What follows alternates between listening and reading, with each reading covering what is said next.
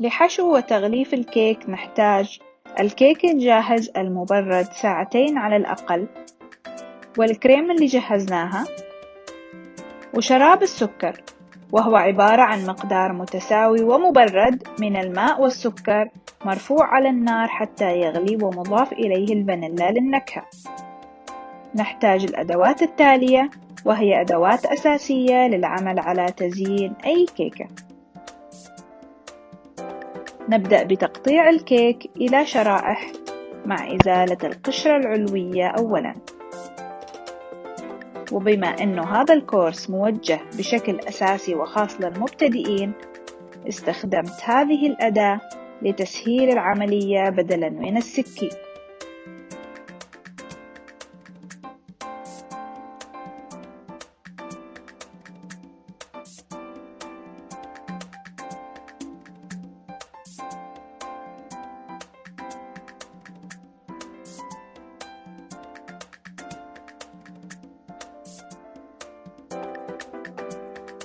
كل اللي علينا نسويه أنه نضبط ارتفاع السلك من الجهتين بنفس المستوى،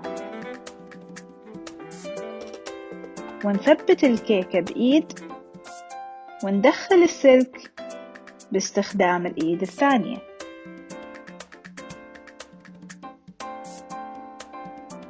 بالنهاية راح يكون عندنا 4 شرائح متساوية من الكيك وجاهزة للحشو. صار واضح عندكم الآن ليش خبزنا الكيكة في قالبين منفصلين. طبعا تقطيع كيكة واحدة إلى نصفين أسهل جدا من تقطيعها إلى 4 أجزاء وتكون متساوية، عدا عن مشاكل الخبز اللي راح نواجهها إذا تم الخبز في قالب واحد فقط. نضع قاعدة الكيك على الطاولة الدوارة، والقطعة الخضراء اللي موجودة في الفيديو هي للتثبيت فقط. ندهن الكيك بشراب السكر باستخدام فرشاة،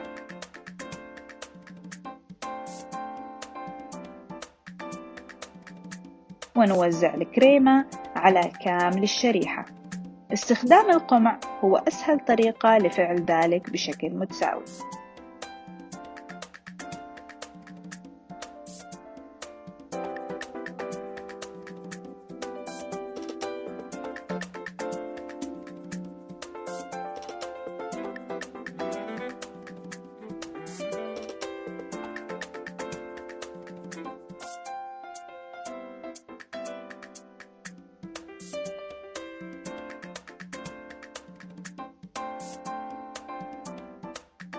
الآن نكرر الخطوات على كل الشرائح المتبقية.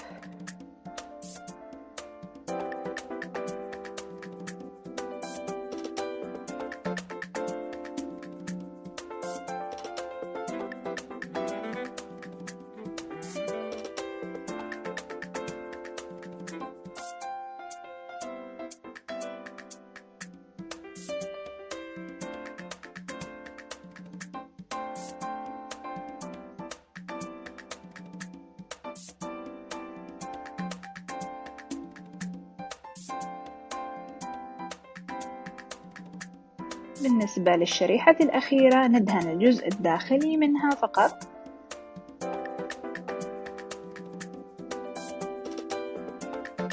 وتقلب على الكيكة بهذا الشكل.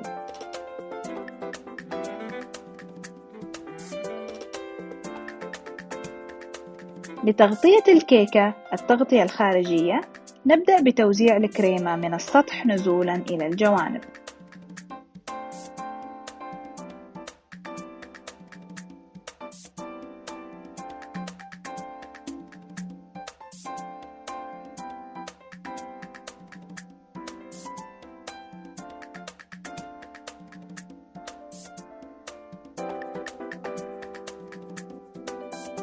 نحرص على تغطية جميع الفراغات، ثم ننتقل إلى فردها بواسطة السباتيولا المعدنية.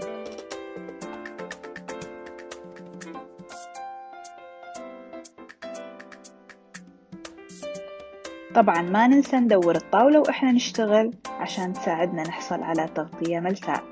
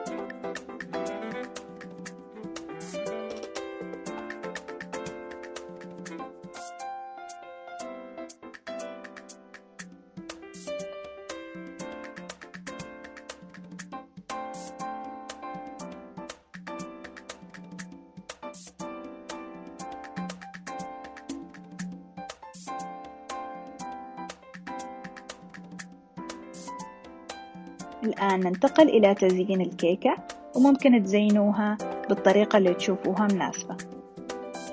ننصحكم أنه تكون عناصر التزيين تدل على محتويات الكيكة من الداخل، لذلك قمنا بتزيينها بحبات السبرينكلز.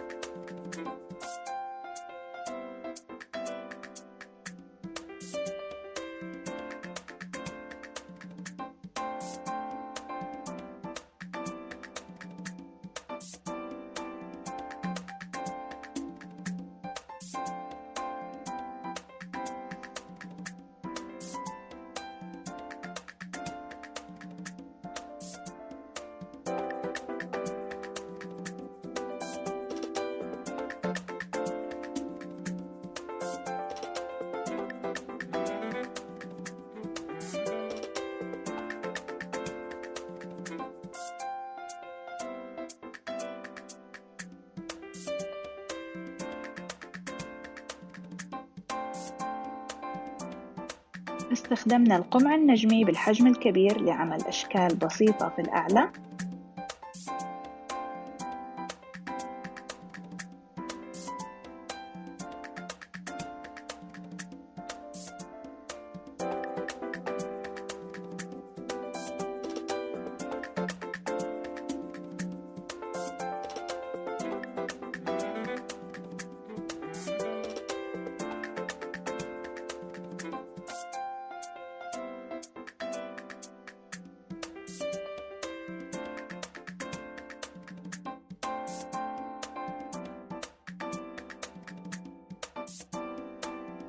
وطبعا المزيد من السبرينكل لمرح أكثر.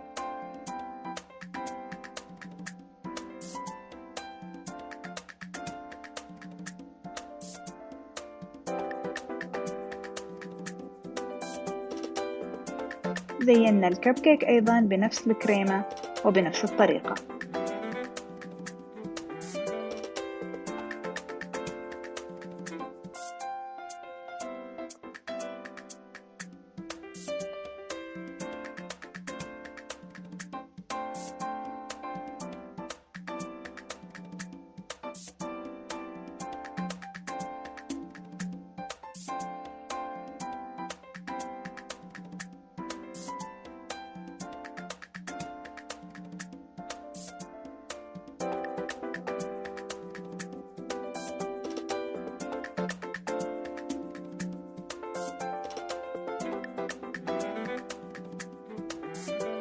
شكرا لاشتراككم في الكورس.